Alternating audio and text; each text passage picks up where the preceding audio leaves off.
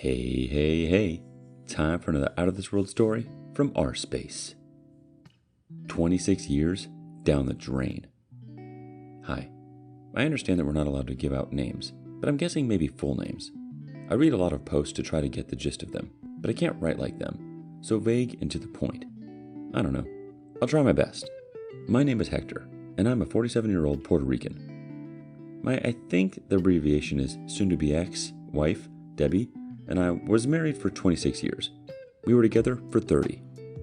We have gotten married in our senior year in high school when she got pregnant with our firstborn. I was lucky enough to get a job at UPS right after graduation. We struggled from the beginning. She's from a traditional Irish family, and they hated me at first, but I won them over, especially her father. I made sure he didn't have to work. By the time we were 27 years old, we had 5 kids, 4 girls and a boy. I was just fortunate that the boy came out first. We had our arguments over money, discipline methods, and me complaining about the lack of sex. I understood. We had 5 children, and they can be very exhausting. I tried to help as much as I could, but she was still tired. However, she was my everything. She always kept her body in shape. I try as well, but being a delivery driver for a very long time, I'm what they called skinny fat. I have a muscular chest, arms, legs, but I have a sloppy gut. I got the horseshoe hairline that caused me to shave it off.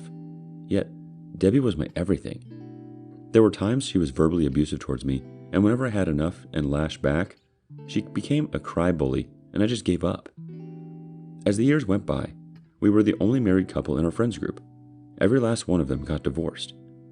Out of our 17 married couple friends, 5 were caused by infidelity on the wife's part, 1 was on the husband's part, and the last one, they divorced because she friend-zoned her husband.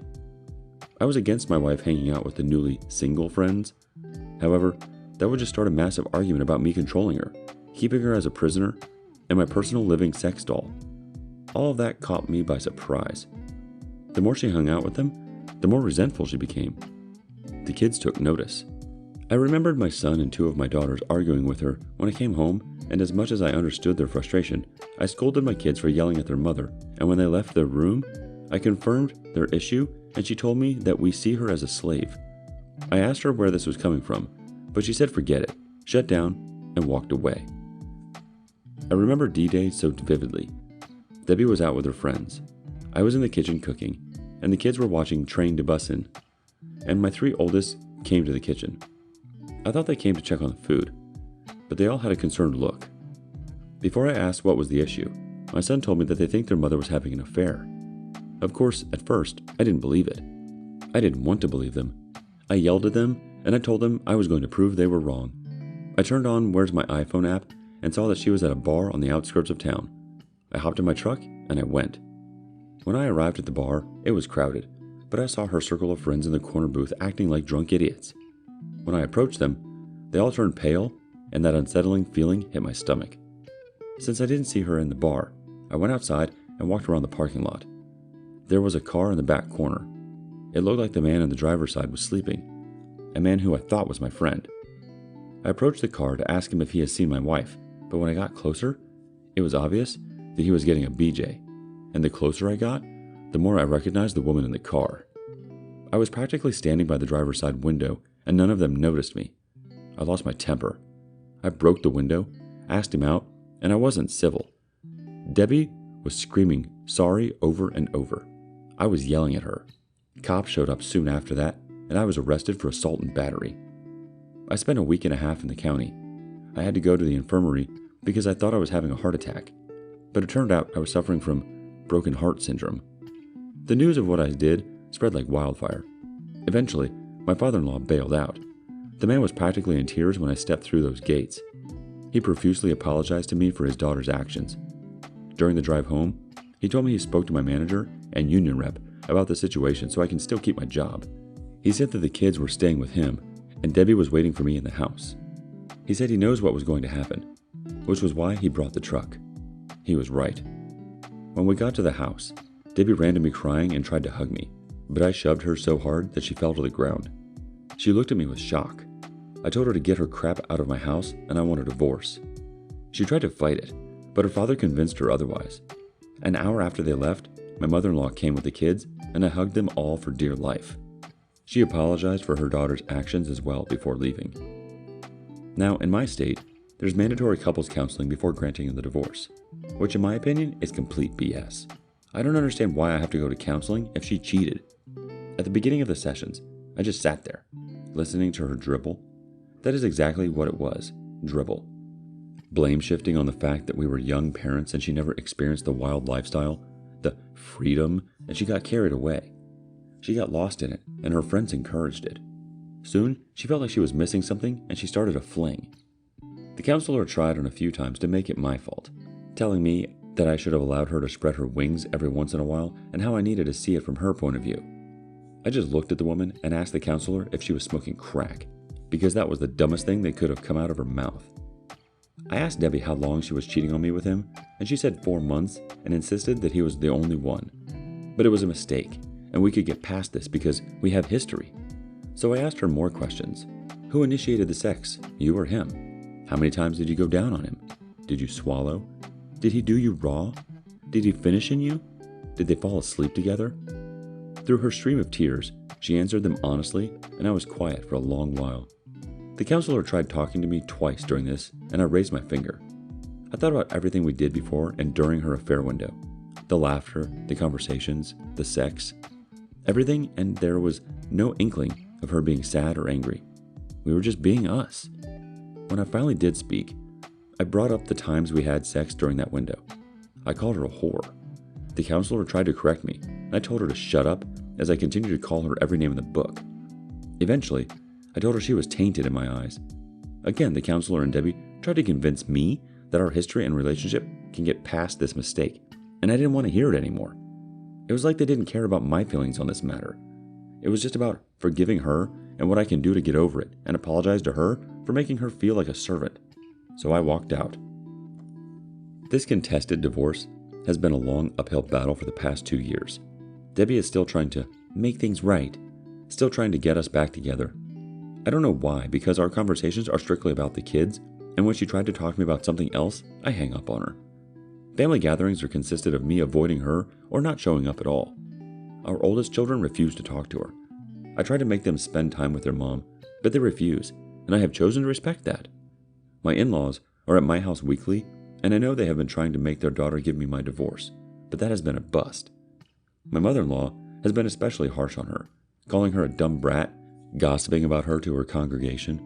I had to ask her to stop because I didn't want the whole town to know our business. During the first year, my son and daughter created a Tinder account for me. I thought it was dumb. I'm a middle-aged man with 5 children who has a dad bod. Yet I have been on over a dozen very successful dates that have been a real confidence booster. Recently, I met someone during my court-issued community service. Her name is Isabel, and she was our Habitat for Humanity supervisor. She's drop-dead gorgeous and won first place in a Vanessa Marcel lookalike contest at a soap opera convention she and her daughter attended. That's how we started talking. My daughters love watching General Hospital, and I sat with them. To me, this is one of the few times I get to spend with them.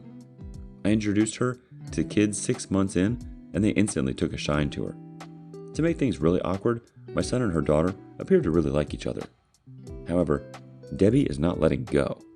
She actually told our youngest 2 children that eventually we will get back together. I had to tell her to stop telling them this. Her father is trying to make her go see a therapist, but I just want this over already. I don't regret my years with Debbie. I have 5 wonderful kids with her. I man up and build a life for her. My only regret is that she ruined 26 years together on a fling. I regret that she thought she had me in a way that I was just going to let it slide and take her back. However, I do hate her.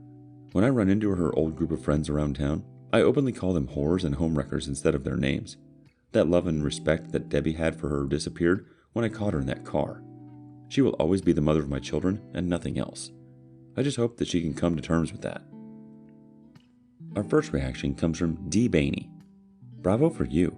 I wish I am as strong as you. Our next comment comes from Rubik's Eft. She won't ever come to terms with the situation. That she lost control of the narrative, her false image, and that you are leaving her. She will especially not be able to come to terms with the fact that you have found a replacement for her.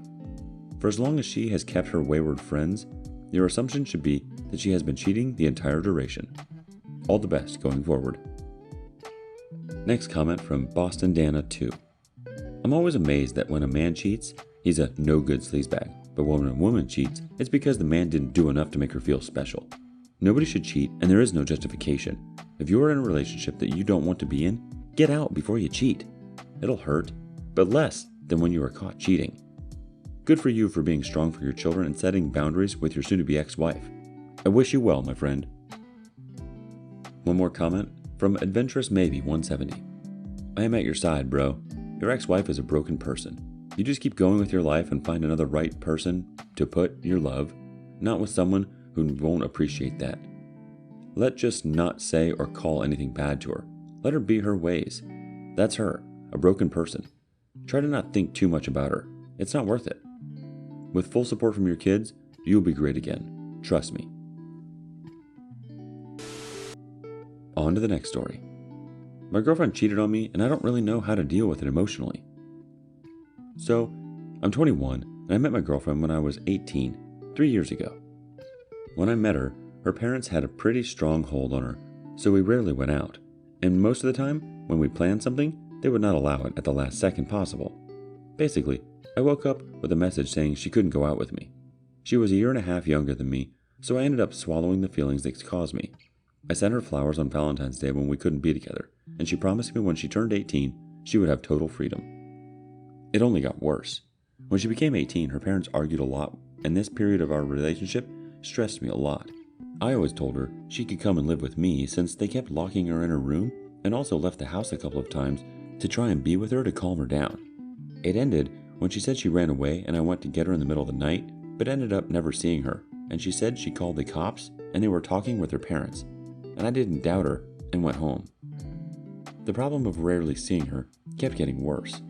All I wanted to do was see her like at least twice a week, and it only seemed like she kept getting more distant.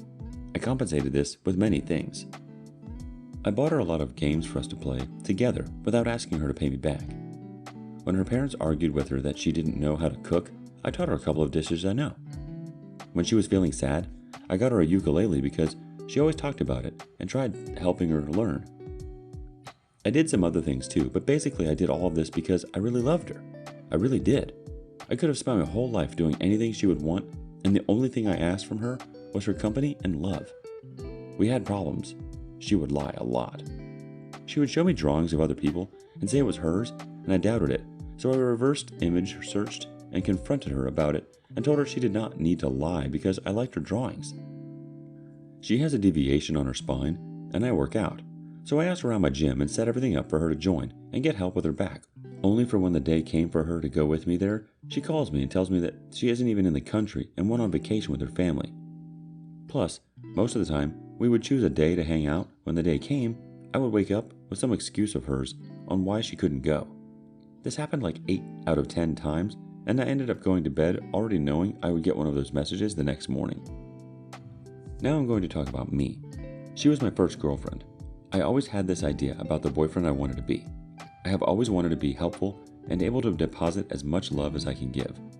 My parents aren't exactly a perfect relationship, and I grew up around a lot of arguing and screams. I had to learn to not be like that, and I can admit that I was taking on my father's temper sometimes, and this was aggravated by all the lies. I guess I was also kind of blind too, if she actually wanted my help on some things.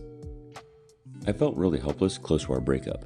I would try to set up a day for us to be together, and I would cook with her, and we would talk and all that, and she kept delaying it all while saying I do nothing with my life, and that she was going out with her friends and I should avoid seeing them. We reached a breaking point, and I ended up having to talk to her best friend for us to be together the next day. She would not kiss or even hold my hand. After that, we never went out again. She kept ignoring most of my messages and was acting really cold to me.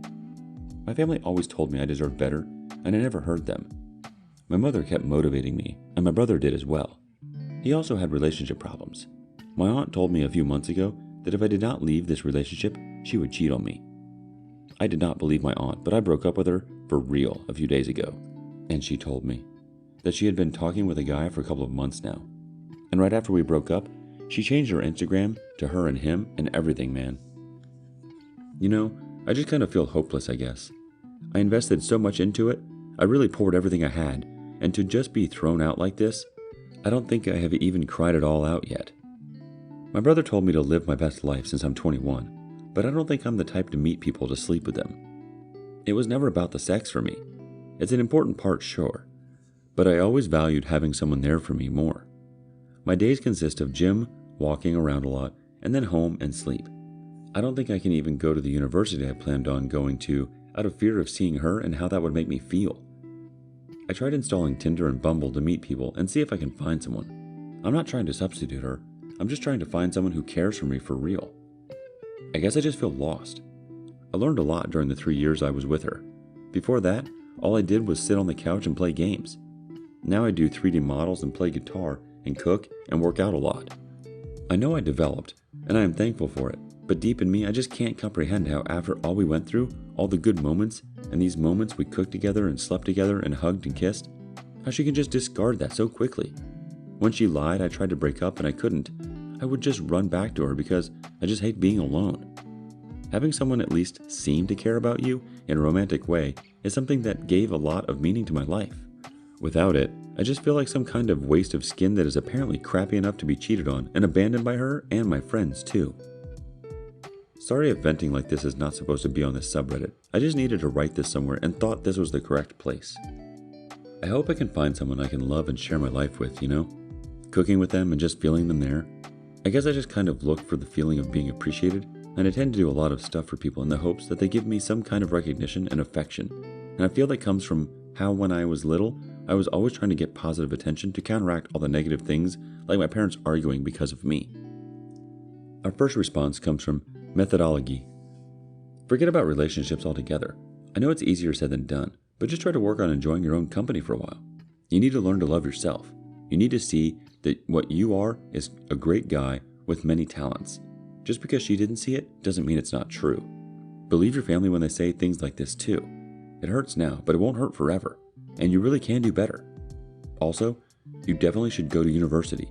Do not throw away your career chances just because of some immature girl. Best of luck. And one more response from SickRM. There's a lot you could have done differently, but the important thing is you got out with no permanent ties. Look into reading No More Mr. Nice Guy, or listening to the audiobook on YouTube to see how you can avoid another relationship like this one. Also, keep leaning into your hobbies. You have time to date and figure things out. Take it day by day.